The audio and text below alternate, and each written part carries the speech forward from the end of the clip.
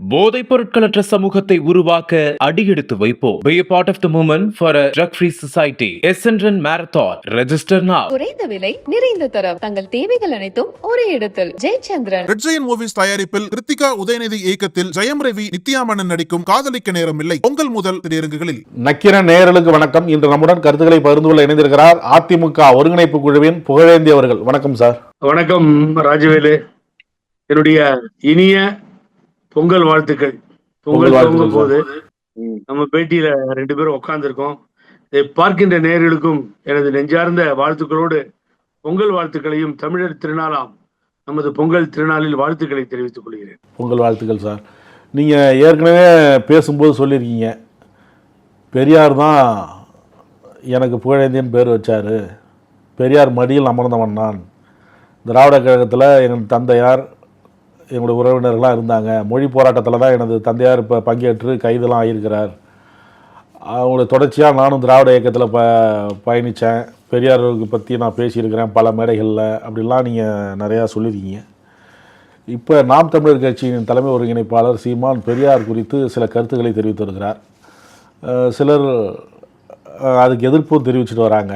இருந்தாலும் தொடர்ந்தும் அவர் பேசிட்டு வரார். அவர் பெரியார் குறித்து அவர் ஆதாரம் இல்லாத பேசுகிறாரு அப்படின்லாம் சில பேர் சொன்னாங்க. கு ராமகிருஷ்ணன்லாம் அந்த மாதிரி தான் சொல்லி வீடை முற்றுகிட போகிறாங்க அப்படின்லாம் சொல்லி போனாங்க.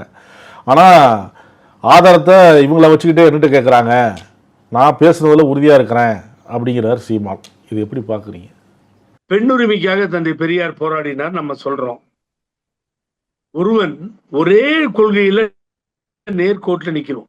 நான் சீமானிடம் பேசுவதை விட சீமானிடம் சுற்றி இருப்பவர்கள், இன்னும் எஞ்சி மிஞ்சி இருப்பவர்கள் நிறைய பேர் வெளியில போயிட்டே இருக்காங்க. இன்னைக்கு ஜெகதீச பாண்டியன் ஒருங்கிணைப்பாளர் அவர் ரொம்ப அருமையா சொல்லியிருக்கார். அவருடைய கருத்துக்களை அட்டகாசமா சொல்லியிருக்கார். நான் அதை பார்த்தேன், அவர் சொன்னதை பார்த்தேன். ஆகவே அவரை பாராட்டணும். முதல்ல அவர் புரிஞ்சுக்கிட்டார். அவர் புரிஞ்சுக்கிட்டு பாராட்டி அவரை பத்தி மார்க்சிசம், பெரியாரிசம், அம்பேத்கர் அவர்களுடைய கோட்பாடுகள் இதையெல்லாம் கொண்டுதான் இந்த இயக்கமே ஆரம்பிக்கப்பட்டது. அப்படிதான் சொல்லிட்டு வந்தார் சீமான். இப்ப மாற்றி பேசுவது இது நாகரிகமான செயல் அல்லன்னு இன்னைக்கு அவர் கூட இருக்கக்கூடிய ஒருவர் பேசியிருக்கார். நான் ஒன்று சொல்றேன், எவ்வளவோ நம்ம பார்த்துட்டோம் லைஃப்ல. அம்மா கூட இருந்தோம், தலைவரை பார்த்தோம், அரசியலை பார்த்தோம், எத்தனையோ டிவியில பார்த்துட்டேன், டெபேட்ல உட்காந்துட்டு தினம் பேசுவேன். நம்ம நக்கீரன் பேட்டியில கணக்கில்லாம உட்காந்துருக்கேன். சார், ஒரு அரசியல் தலைவர் கேமராவுக்காக அலையிறாருன்னு வச்சுக்கோங்க. எப்போ பார்த்தாலும் நம்ம டிவியில வரணும். யாரையாவது திட்டினா நம்மளை எடுத்து தினம் காமிப்பாங்களா? அதை 4 பேர் எதிர்த்து பேசுவாங்களா? அப்ப நம்ம அதை பத்தி பேசுவோம்.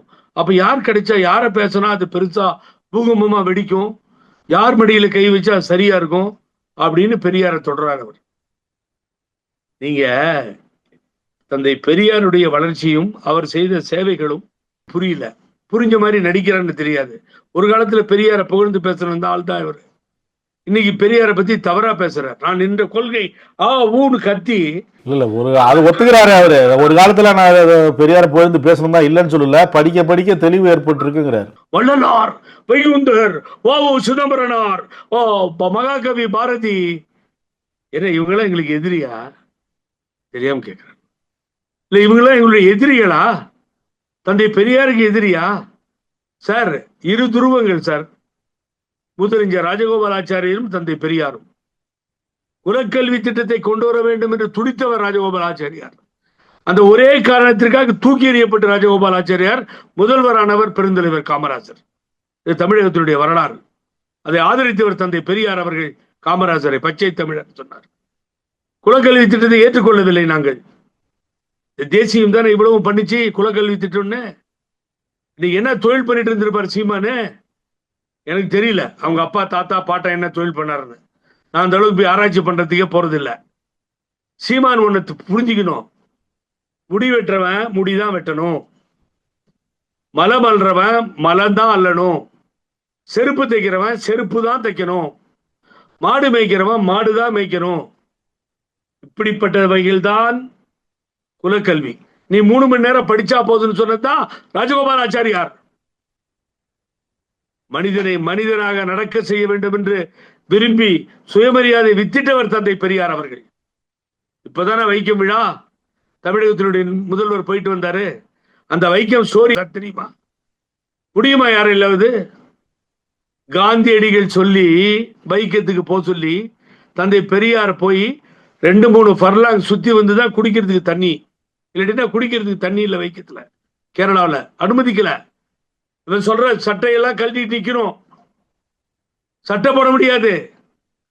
திருவாங்கூர் சமாஸ்தானம் ராஜா அப்புறம் ராணி எல்லாரும் சேர்ந்து பெரியாரை வேண்டாம் ரொம்ப பிரச்சனையா போகுதுன்னு அரெஸ்ட் பண்ணாங்க. உள்ள போனார், திரும்பி அதே இடத்துக்கு வைக்கத்துக்கு திரும்பி போனார். அந்த வைக்கம் போராட்டத்திலே மாபெரும் வெற்றியை காணுகிறார். அதுக்கு பின்னாடி இறங்கி வராங்க, இறங்கி வந்து ஒத்துக்கிறாங்க. அந்த தெருவில் யார் வேணாலும் நடந்து போலாம் என்கின்ற சட்டத்தை கொண்டு வந்தார்களா இல்லையா? பெரியாரை யாருன்னு கேட்கிறியா நீ? கூட இருக்க சீமானை சுற்றி இருப்பவர்களை பார்த்து கேட்கிறேன்.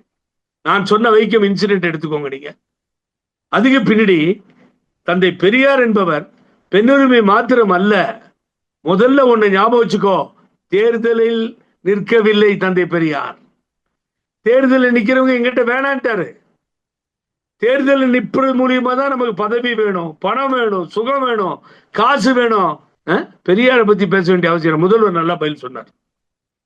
இது தேவையில்லாத விஷயம், இது மாதிரி தரந்தாழ்ந்த மனிதர்கள் எல்லாம் பதில் சொல்ல தயாரில்லைன்றார். கனிமொழி திருமதி கனிமொழி பாராளுமன்ற குழுவினுடைய தலைவர் திமுக சூரியனை எதிர்ப்போரின் சூரியனை எதிர்ப்பவங்க சுட்டழிவாங்க, சுட்டுடும் சூரியன். ஆகவே இப்படிப்பட்ட ஆட்களுக்கு என்ன சொன்னாலும் தலையில ஏறாதுன்னு அண்ணன் வீரமணி திராவிடர் கழகத்தினுடைய ஆசிரியர் பொதுச் செயலாளர் இவன் ஒரு பைத்தியக்காரன்ட்டாரு. என்ன மேல போனா துரைமுருகன் மானமும் அறிவும் உள்ளவர்கள் பெரியாரை பற்றி தவறாக பேச மாட்டார்கள். இப்படி போயிட்டே இருக்கு. இந்த ஒரு லாங் இதுல திராவிட இயக்கங்களுடைய தலை காவேரி சார் தந்தை பெரியார். சொல்லுங்க பார்ப்போம். எங்க அப்பா சிறைக்கு போனார் நீங்களே, நான் கேட்கிறேன் சீமான், எங்களுக்கும் வள்ளலாருக்கும் பிரச்சனை ஒண்ணும் இல்லையா? வள்ளலார நாங்களும் போற்றி போடுறோம்யா, தப்பு கிடையாது. வைகுந்தர் வாழ்கன் தாயா சொல்றோம், ஒழிகன் நாங்க சொல்லல. வாவு சிதம்பரனார் செக்கிழித்த செம்மல் அவருக்கு இணையான மனிதரை பார்க்க முடியாதுன்னு தாயா சொல்றோம். பெரியார் அவர்களெல்லாம் எதிர்த்து பேசினாரா? பெரியார் அவர்களுக்கு என்ன விரோதியா? நீ என்ன பயாஸ்கோப் காமிக்கிறன்னு புரிய மாட்டேங்குது. ஏதாவது பேசுறதும் புரியல, அந்த செய்கையும் புரியல. வா பேசுறதுக்கு, வா பேச, எங்க வரணும் சொல்லி தொலை, நான் வரேன், யாரும் வேண்டாம், வா ஈரோடு சந்தைக்கு போலாம், வா எலெக்ஷன் நடக்குதுல, பை எலெக்ஷன், உன்னை தெருவுல ரோட்ல நான் தனியா வரேன், உன் தம்பிகள் படையெல்லாம் எல்லாத்தையும் வச்சுக்கோ, நீ நான் வரேன், தனியா வரேன், பேசுவா 2 பேரும். ஆரியம், அப்புறம் திராவிடம், அப்புறம் தேசியம்னா புடுகுச்சு நான் சொல்றேன். நீ என்னெல்லாம் கலட்டிங்கன்னு சொல்றேன். தந்தை பெரியாருக்கு முன்னாடி எப்படிப்பட்ட மகாகவி பாரதியார் எதிரி எங்களுக்கு? மாதர் தம்மை இழிவு செய்யும் மடமையை கொளுத்துவான் நாம். இல்ல அவரு சொல்றது, இவ்வளவு பேர் நீங்க சொன்னீங்கல்ல, அவ்வளவு பேரும் தான் பாடுபட்டு இருக்காங்க. ஆனா நீங்க பெரியாரும் பாடுபட்டார் சமூக நீதிக்காக, பெண் உரிமைக்காக அப்படின்னு சொன்னா பரவாயில்ல. பெரியார் தான் பாடுபட்டார், பெரியார் மட்டும்தான், பெரியாரால் தான் அப்படிங்கிறது தான் எதிர்க்கிறோங்கிறாரு. அவருக்கு ஒரு போலி பிம்பம் கட்டமைக்கப்படுது. I am sorry sir. செக்கிழித்த செம்மல் வஉசி, தூக்கிலே தொங்கி வீரபாண்டி கட்டபொம்மன், எவ்வளவு பேர், திருப்பூர் குமரன், எவ்வளவு பேரை சொல்லிட்டு போக முடியும்? சொல்லுங்க பாப்போம். எவ்வளவோ பேர் போராட்டத்திற்கு பின்னால் தான் சுதந்திரம் கிடைக்கிறது. அவர்கள் யார் சார் எதிரின்னு சொன்னா? தந்தை பெரியார் ஒரு காங்கிரஸ்காரர், அப்புறம் தானே வராரு. இவ்வளவு பேர் இருக்கும்போது நீங்க பெரியாரை மட்டும் முன்னிலைப்படுத்துறீங்க. எனக்கு என்னுடைய திராவிடத்திற்கு, திராவிட ஐடியாலஜிக்கு வழிகாட்டி மூத்தவர், அதை தோற்றுவித்தவர் தந்தை பெரியார். தெரியாமலா பேரறிஞர் அண்ணா சொன்னார்? 18 ஆண்டு காலம் போராடி காங்கிரஸை வீழ்த்தி வெளியிலே அனுப்பிய பேரறிஞர் பெருந்தகை அண்ணா ஆட்சி கட்டில் அமர்ந்த போது இந்த ஆட்சி பெரியாருக்கு சொந்தம் சொன்னார். தெரியாம சொல்லிட்டாரா? நீங்க சொல்லுங்க பாப்போம். என்றுமே நாற்காலி காலி, தந்தை பெரியாருக்கு காலியாகத்தான் இருக்குன்னு சொன்னார். நான் இப்ப ஒரு விஷயத்துக்கு வரேன். நாங்க ஏதோ விரோதி மாதிரியும் தேசியத்துக்கும் மேல் சமுதாயம் கீழ் சமுதாயம் பிரிச்சு, தேசியத்தை சார்ந்தவர்கள் அப்படி பிரிச்சு விட்டு நாங்க ஏதோ விரோதிகள் மாதிரி காமிக்கிறதுக்கு இந்த ஏற்பாடுகள்லாம், இந்த பேச்செல்லாம் நடக்குது. நாங்க விரோதிகளே இல்லையா சார்? யார் விரோதிகள்? புரட்சி தலைவர் எம்ஜிஆர் விரோதியா? புரட்சி தலைவி அம்மா விரோதியா? இதுல பெரிய காமெடி என்ன கேட்டீங்கன்னா, பேசிட்டே இருக்கும்போது என்னுடைய தலைவர் பிரபாகரன், என்ன மயிர தெரியும் உனக்கு பிரபாகரனை பத்தி? பிரபாகரனை பத்தி பேசுறியா நீ? உனக்கு என்ன தெரியும் பிரபாகரனை? ஏதாவது பக்கத்தில் இருக்க தம்பிகள்கிட்ட காமி வேலையெல்லாம் பயாஸ்கோப்பு. பிரபாகரனை பத்தி எங்களுக்கு நல்லாவே தெரியும். அன்னைக்கு நடுத்தெருவில் நிக்கிறோம், கஷ்டம். விடுதலை புலிகள் அந்த மண்ணில் தமிழ் ஈழத்தை உருவாக்க ஒரு மாவீரன் அங்கேயே போராடி மறைந்தான். உன்ன மாதிரி பெரியார பேசிட்டு இல்ல. என்னைக்காவது தவறா யாரையாவது பிரபாகரன் பேசி நீ பார்த்திருக்கியா? அந்த மாவீரன் பிரபாகரன் அந்த மண்ணிலே துடித்து இவர்களை எதிர்த்து போராட, ஈழத் தமிழர்களை காப்பாற்ற அன்றைய தினம் கையேந்தி வந்த பொழுது வேண்டிய உதவிகளை செய்த ஒரு ஒப்பற்ற தலைவர் புரட்சி தலைவர் எம்ஜிஆர்.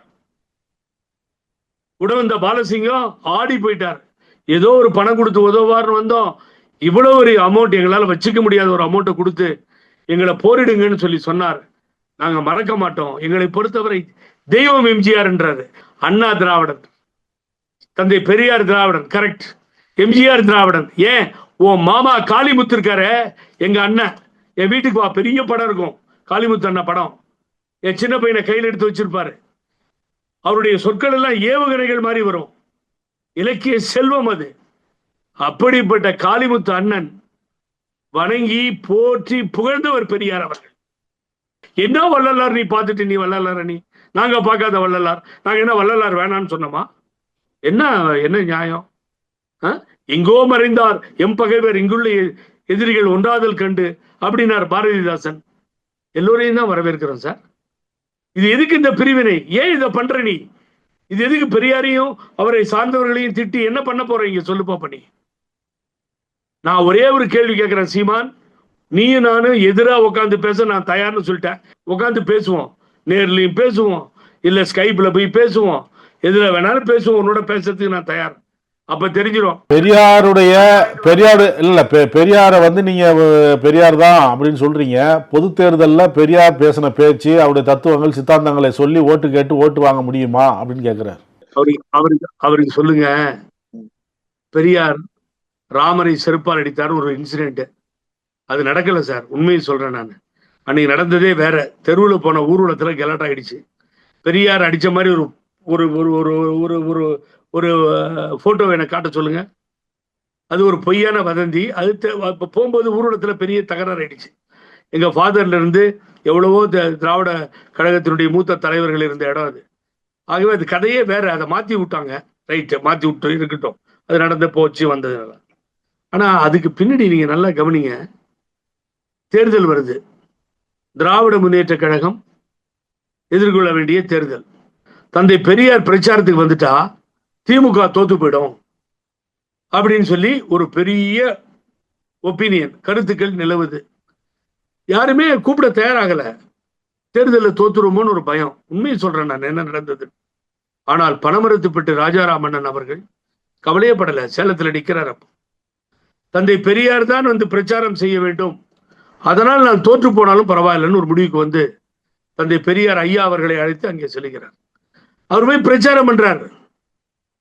ஹையஸ்ட் எண்ணிக்கை 162 உனக்கு சரியான நினைவில். அவ்வளவு இடங்களில் அவர் பிரச்சாரத்திற்கு பின்னால் திராவிட முன்னேற்ற கழகம் வெற்றியை பெற்றது. புரியுற மாதிரி சொல்றாங்க எல்லாத்துக்கும். நான் சொல்றேன், இப்போ அந்த தம்பிகள்லாம் கேட்டுக்கிட்டோம். தம்பிகளா கடந்த 55 வருடங்களுக்கு மேலாக, 56 வருடங்கள், 67 ஆட்சிக்கு வந்தது சார். 77, 87, 97, 2000, 2017, 22, 55 வருடங்களுக்கு மேலாக, 57 வருடங்களுக்கு மேலாக பேரறிஞர் அண்ணா உருவாக்கி ஆட்சி கட்டிலே அமைத்திய திராவிட இயக்கங்கள் தான் மாறி மாறி ஆளுகிறது.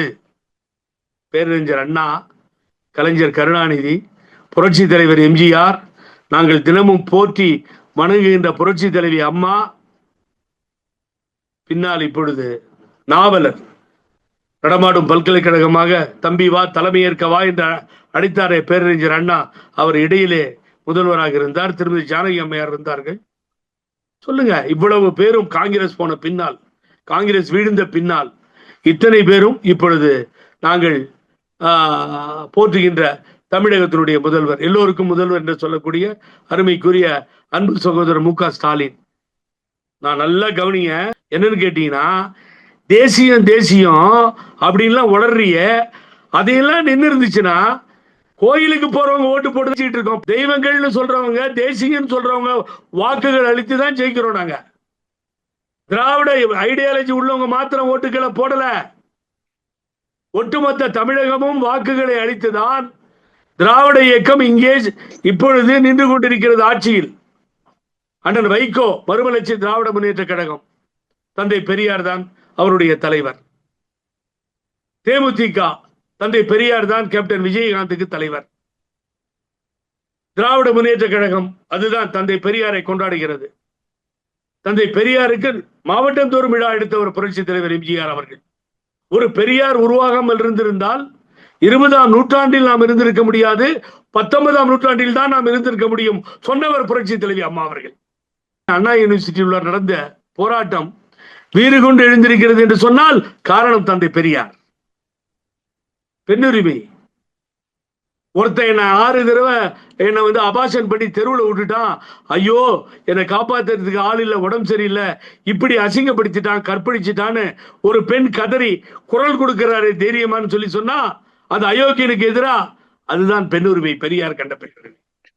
நீங்க என்னதான் சொன்னாலும் தொடர்ந்து பேசிட்டு இருக்கிறார். திராவிடத்தை ஒழிப்பேன், பெரியாரை எதிர்த்து பேசுவேன், அதான் எனது கொள்கை அப்படின்னு அவர் சொல்றாரு மீண்டும் மீண்டும்.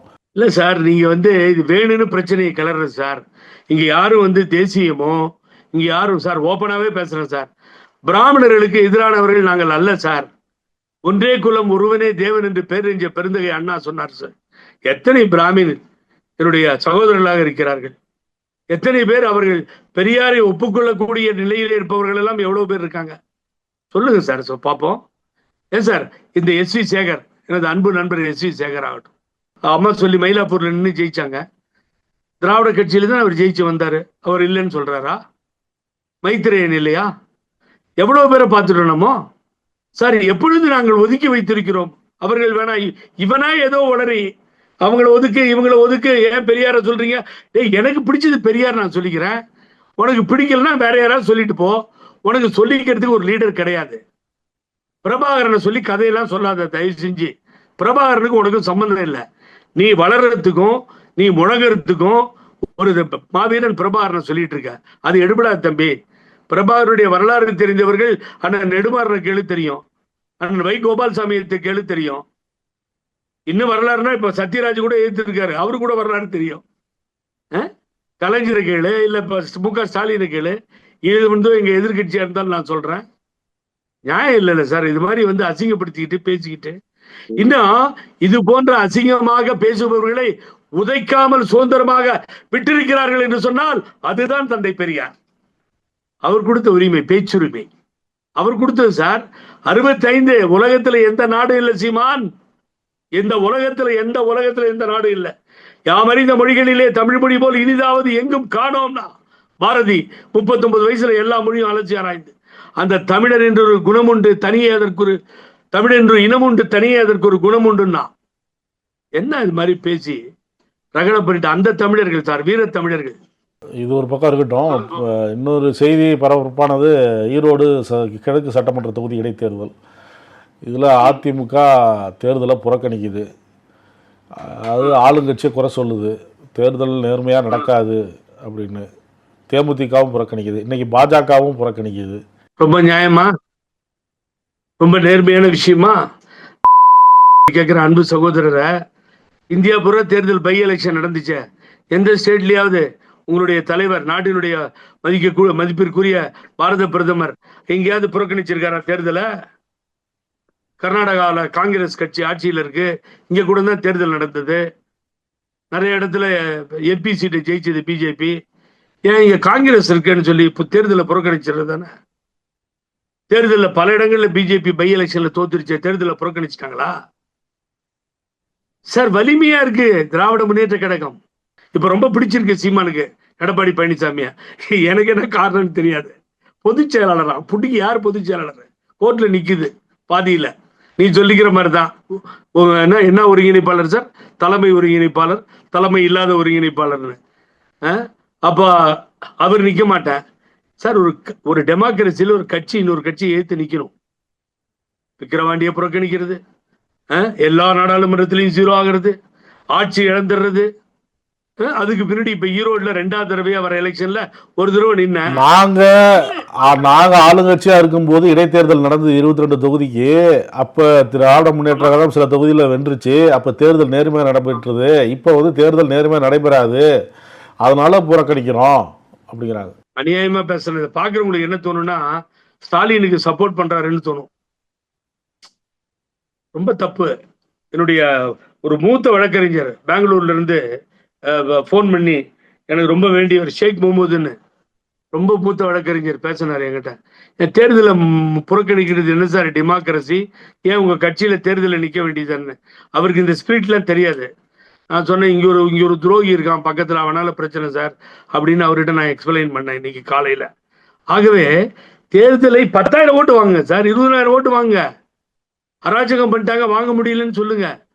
எலெக்ஷனையே தேர்தலையே புறக்கணிப்பது என்பது, நான் சொல்லட்டுமா, இப்ப ரெட்டையில பிரச்சனையில போயிட்டு இருக்கு, விடாம போராடிட்டு இருக்கேன் புகழேந்தி. நான் யார் விட்டாலும் நான் விடுற மாதிரி இல்லை, நான் போராடிக்கிட்டு தான் இருப்பேன். நான் போராளி, நான் போராடிக்கிட்டு இருக்கேன். ஆனா அந்த போராட்டத்துல நான் கிளியரா சொல்றேன், வெற்றி பெறுவோம்னு வச்சுக்கோங்க, ரெட்டையில போயிடும், ஃப்ரீஸ் ஆயிடும். ரெட்டையில ஃப்ரீஸ் ஆன பின்னாடி ஃப்ரோசனு, அதுக்கு பின்னாடி ரெட்டையில நிக்கலன்னு சொல்லி 26ல தேர்தலை புறக்கணிச்சிருவாரா? சட்டமன்ற தேர்தலை பூரா புறக்கணிச்சுவாரா? அதெல்லாம் கிடையாது. இதெல்லாம் எனக்கு தெரியும், இந்த கதையெல்லாம் தெரியும் எனக்கு. ராஜவேலு, கொடநாடு கொள்ளை வழக்கு ஃபைல திரு ஸ்டாலின் முதல்வர் எடுக்கக்கூடாது. பின்னாடி இருந்து இடி இன்கம் டாக்ஸ் ஒரு மேல பாயக்கூடாது. சொந்தக்காரங்கள்லாம் ரைடு போயிட்டு இருக்கு. தங்கமணி வேலுமணி எழுத்து நிக்கிறாங்க, பிஜேபி ஆதரிக்கிறாங்க. இந்த மாதிரி சூழல் சார், வேற ஒண்ணும் கிடையாது அங்க பிரச்சனை. ஆகவே ஈரோடு புறக்கணிக்கப்படுகிறது. தவறான ஒரு செய்கை மூலம் இந்த கட்சி ஐசியூல இருக்குன்னா இன்னும் சீரியஸா இருக்க நிலைமைக்கு போயிடுச்சு. ஐசியூல இருந்து வெளியில வரும்னு பாக்குறோம், இன்னும் சீரியஸா போற நிலைமைக்கு கொண்டு போனா என்ன நியாயம் சொல்லுங்க பார்ப்போம். புகழேந்தியை பார்த்து பயப்படுறது, போய் ஸ்டே வாங்குறது, கேஸ் போடுறது, இப்படிப்பட்ட ஒருத்தனை வச்சு இந்த தலைமை இப்படி ஆகி போச்சு சார். இதெல்லாம் இந்த சின்ன மன்ற சசிகலாவை சொல்லணும் சார். ஒரு ராங் டிசிஷன் எடுத்து இந்த ஆளு காலில் விழுந்ததும் பதவியை கொடுத்து இந்த கட்சி அடிச்சு ஒழிச்சிட்டாங்க சார். எல்லாரும் பிஜேபியினுடைய ஸ்லேவ்ஸ், பிஜேபியினுடைய அடிவரடிகளாக மாறிய ஒரு அசிங்கம் திராவிட இயக்கத்தில், திராவிட கட்சிகளில் இப்பொழுதுதான் நாங்கள் பார்த்து கொண்டிருக்கிறோம். மான மரியாதை இருந்ததுன்னா, இவங்கெல்லாம் தலைவர் அம்மா வழியில வந்திருந்தா பிஜேபி கிட்ட போய் சொரியாதீங்க. அதை விட எங்கேயாவது போய் வேற ஏதாவது பார்க்கலாம். கட்சிகள் கூட்டணின்றது வேற, அடிமைகளாக மாறுவது என்பது வேறு. ரொம்ப வேதனையா இருக்கு. அதுவே நான் என்ன சொல்றேன் ராஜவேலு, சீமானை பொறுத்த வரைக்கும் எங்க கூப்பிட்டாலும் நான் வர தயார். வாமா வாணின்னு. எனக்கும் கிட்டத்தட்ட 40 வருஷம் அரசியல் அனுபவம் இருக்கு. 40-45 வருஷம் அரசியல் குடும்பத்துல வந்தவன் தான் நான். இங்க பெரியப்பா சுதந்திர போராட்ட தியாகி, அப்பா தீக்காக்காரரு, பெரியார் பேர் வச்சு பிள்ளை, நான் மடியில உட்கார்ந்து வளர்ந்துருக்கேன். எத்தனையோ தியாகங்களை நானும் பண்ணிட்டேன். அப்பா 6 முறை சிறை சென்றார். ஆகவே இந்த தமிழ் உணர்வுகள் என்ன, உனக்கு தமிழை பத்தி உனக்கு தெரியும், என்னை விட உனக்கு தமிழை பத்தி தெரிஞ்சிடும். எங்க அண்ணன் காளிமுத்து உங்க மாமனை விடவா தமிழை பத்தி தெரிஞ்ச ஒருத்தர் இருக்க முடியும்? எல்லாரையும் திருடன்ற மாமனாரே திருடன் சொன்ன பின்னாடி என்ன பண்ண முடியுங்க சொல்லுங்க பார்ப்போம். ஆகவே அந்த மாதிரி வார்த்தைகளை பயன்படுத்தினால் மிக கேவலமாக நாங்களும் பேச ஆரம்பித்து விடுவோம். அப்புறம் உனக்கு எதிர்த்து ஒன்னால் பாதிக்கப்பட்டவர்கள் பெண்களாக இருந்தாலும் ஆண்களாக இருந்தாலும் அழைத்து வரப்படுவார்கள். அவர்களையும் விடமாட்டோம். கூட வச்சுக்கிற நிலைமையை உருவாக்காத, மூடிக்கிட்டு என்ன வேலையோ போய் பாரு. கருத்துக்களை பகிர்ந்து கொண்டதற்கு நன்றி சார். மிக்க நன்றி. நக்கீரன் டிவிக்கு சப்ஸ்கிரைப் செய்யுங்கள். உங்கள் ஆதரவே எங்கள் பலம். ஆசிரியர்களுக்கு நண்பனாகவும் மாணவர்களுக்கு ஆசானாகவும் திகழும் தேர்வு வழிகாட்டி. ஒவ்வொரு பாடத்திற்கும் அனுபவமிக்க ஆசிரியர்களின் துல்லியமான தெளிவான விடைகள். CNC இருக்கு, தேர்வு பயம் எதற்கு? இது தீரன் பப்ளிஷிங் ஹவுஸ் விற்பனை வெளியீடு.